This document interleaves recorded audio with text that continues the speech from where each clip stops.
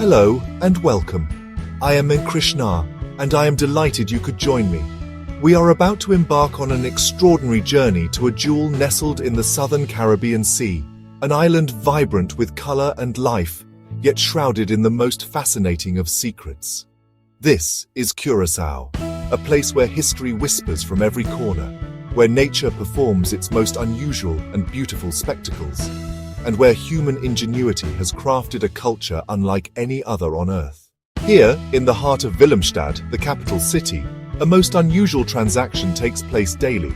Each morning, small hardy fishing boats, laden with the bounty of a continent, set sail across the open water. As they arrive, their boats transform into vibrant floating stalls, tethered side by side along the Capri-Cascade. The air becomes thick with the scent of fresh mangoes, papayas, and plantains, a kaleidoscope of colors and smells. One cannot speak of Curaçao without conjuring an image of this very waterfront. The Handelscade. It is a site of such singular beauty that it has been rightfully designated a UNESCO World Heritage Site.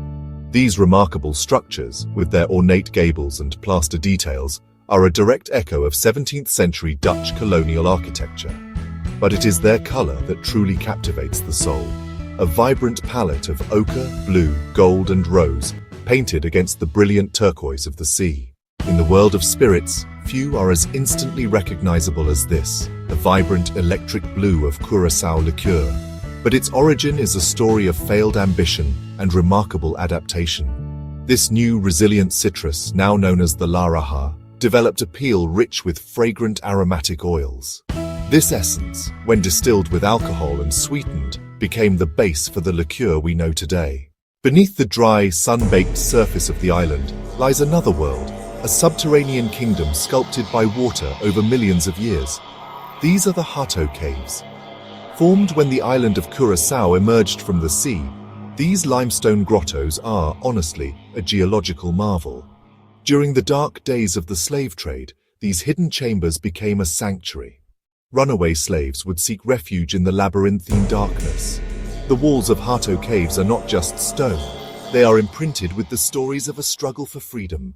One might not expect to find the world's largest bird, a creature synonymous with the vast savannas of Africa, thriving here on a Caribbean island. Yet, the Curaçao Ostrich Farm is one of the largest breeding facilities for these magnificent animals outside of their native continent. Visitors are offered a unique safari experience, a chance to come face-to-face with these prehistoric-looking birds. It's a surreal and thrilling encounter, an opportunity not only to feed these powerful animals, but also to stand on one of their incredibly strong eggs. For the adventurous and the aquatically inclined, there exists a most unusual postal service. Submerged in the clear, warm waters off the coast is a fully functional official underwater post office. This is not a novelty gimmick, but a genuine mailbox, serviced regularly, where one can post a letter to anywhere in the world. The solution is as ingenious as the concept itself: waterproof postcards. Divers and snorkelers purchase these special cards on land, write their messages, and then descend into the blue to mail them. It's a charmingly bizarre intersection of bureaucracy and marine biology. In the heart of Willemstad stands a structure of profound historical and spiritual significance. This is the Mikveh Israel Emmanuel Synagogue. Consecrated in 1732, it holds the extraordinary distinction of being the oldest synagogue in continuous use in all of the Americas. But step inside, and you will discover its most remarkable feature. The floor is not made of wood or stone or tile. It is covered wall to wall with a thick layer of fine white sand. Whatever its true origin, walking on this soft, silent floor is a humbling experience, a tangible connection to a history of perseverance and unwavering faith. Spanning the St. Anna Bay, connecting the Punda and Otrabanda districts of Willemstad, is no ordinary bridge. This is the Queen Emma Bridge, a pontoon bridge. When a tanker or cruise ship needs to pass into the inner harbor, the entire bridge gracefully swings open, pivoting on its hinge to rest parallel with the shore. For pedestrians, crossing the bridge is an experience in itself. You can feel the gentle sway of the water beneath your feet. It is a dynamic, living piece of infrastructure, a bridge that dances with the ships, and a beloved icon of Curaçao's ingenuity. To really get a feel for a place, you gotta listen to how people talk there. Here in Curaçao, you'll hear the sweet, flowing sounds of papiamentu everywhere. It's not just a small way of speaking, but a real, complete language, rich and complicated, made from bits of many different cultures. It mostly comes from Portuguese and Spanish, because of the first explorers from Spain and Portugal and the Jewish people who settled here. When you hear papiamentu, you're hearing history itself, a beautiful living proof of the island's many different cultures all mixed together. In the western part of the island, near the village of Sint Willibrordus, lie the salt pans of Jan Kok. These expansive, shallow lagoons, which were once used for salt harvesting, now serve a different, far more beautiful purpose. They have become a vital feeding ground and sanctuary for one of the world's most elegant and striking birds, the American flamingo.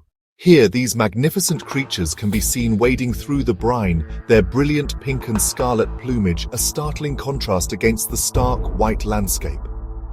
The sight of a flock taking flight, a sudden explosion of pink against the blue sky, is an unforgettable spectacle.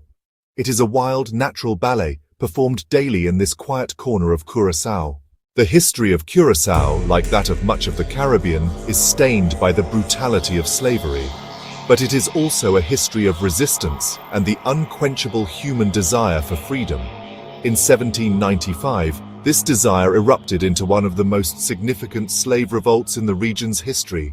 It was led by a man named Tula.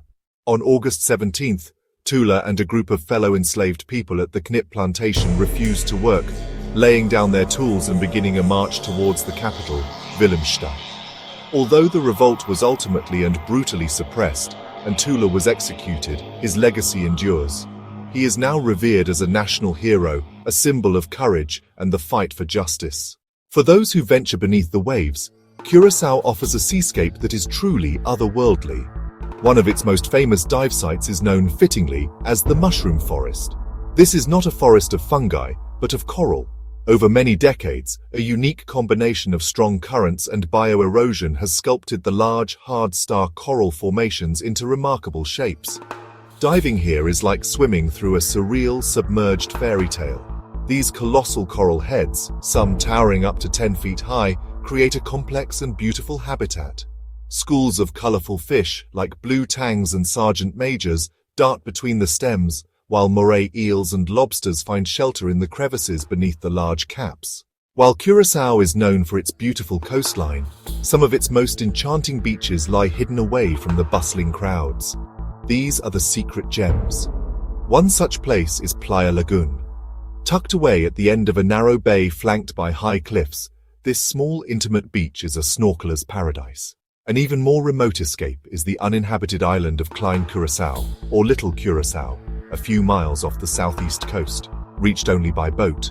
It is a sliver of pristine white sand in the middle of the Azure Sea.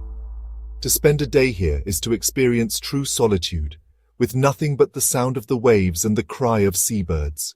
The same arid climate and relentless sun that proved so challenging for Spanish orange farmers have created the perfect conditions for another, far more resilient plant to thrive. This is aloe vera, a succulent known for its remarkable healing properties. The dry, rocky soil of Curaçao is an ideal habitat. For this reason, the island has become a significant producer and exporter of high-quality aloe products. At plantations across the island, rows upon rows of this green gold are cultivated. The harvesting process is done by hand, a careful craft to extract the valuable gel from within the leaves, while avoiding the bitter outer rind. The story of Curaçao's famous blue liqueur finds its physical home here at the Landhuis Chobolobo. This historic 19th century plantation house is not just a beautiful building, it is the heart and soul of the genuine Curaçao liqueur. Inside, the original copper still from 1896 is still on display, a beautiful piece of industrial art. Visitors can walk through the small distillery, where the air is fragrant with the scent of citrus, and learn about the entire process. It is a pilgrimage for cocktail enthusiasts and history buffs alike, a place where you can not only learn the secrets of the blue drink, but also taste its history, right at the source. Once a year, the island of Curaçao explodes in a symphony of color, music, and unbridled joy. This is Carnival, one of the largest, longest and most spectacular celebrations in the entire Caribbean. It's far more than just a party. It's honestly the ultimate expression of the island's vibrant multicultural soul. Thousands of participants dance through the streets of Willemstad for hours on end, powered by the infectious rhythm of tumba music, which is a unique local genre. To witness Curaçao's carnival is, honestly, to feel the very heartbeat of the island. On the southern coast of the island lies an aquarium with a truly revolutionary design. The Curaçao Sea Aquarium is not a closed system of tanks filled with artificially maintained seawater. Instead, it's actually the only aquarium in the world that operates on a completely open water system. Built right on a coral reef, its lagoons and enclosures are constantly refreshed by the natural tidal flow of the ocean. This allows for unique experiences, like hand-feeding sea turtles, sharks and stingrays in a natural lagoon, and observing dolphins in spacious basins. It's a facility that works in harmony with the ocean, rather than trying to replicate it. Dotted across the arid, rolling countryside of Curaçao are silent, stately sentinels of a bygone era. These are the landhuizen, the historic plantation houses. Built by Dutch colonists in the 18th and 19th centuries, these grand estates were once the administrative centers of vast plantations. Today, these magnificent buildings tell a complex story.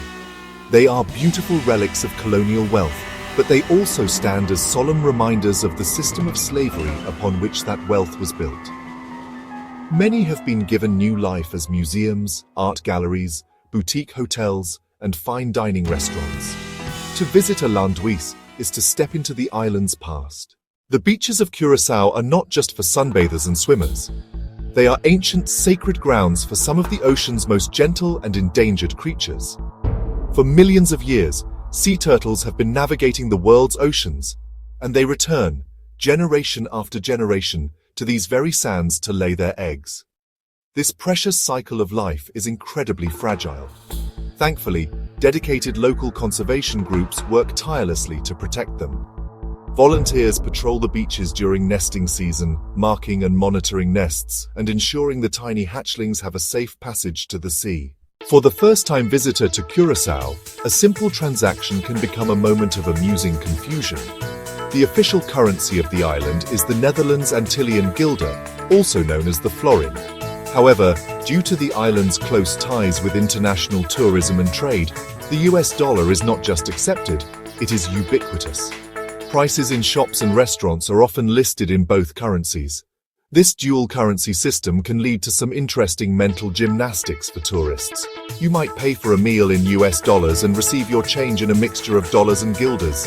It's a financial flexibility that is as colorful as the handleskade itself. Our journey through the hidden corners and bizarre secrets of Curaçao has come to an end. From the depths of its submerged post office to the heights of its historic plantation homes, we have seen an island that defies simple categorization. I hope this exploration has ignited in you a sense of wonder for this incredible Caribbean jewel. The world is full of such amazing stories, waiting to be discovered. If you felt a connection to this journey, if you learned something that surprised or delighted you, please help us share these stories with the world. A simple like helps our voyage reach new shores. Thank you for joining me, Monsieur Krishna, on this adventure. Until we meet again to uncover more of our world's incredible variety, stay curious. We look forward to welcoming you back to Variety Vista, where every view is a new discovery.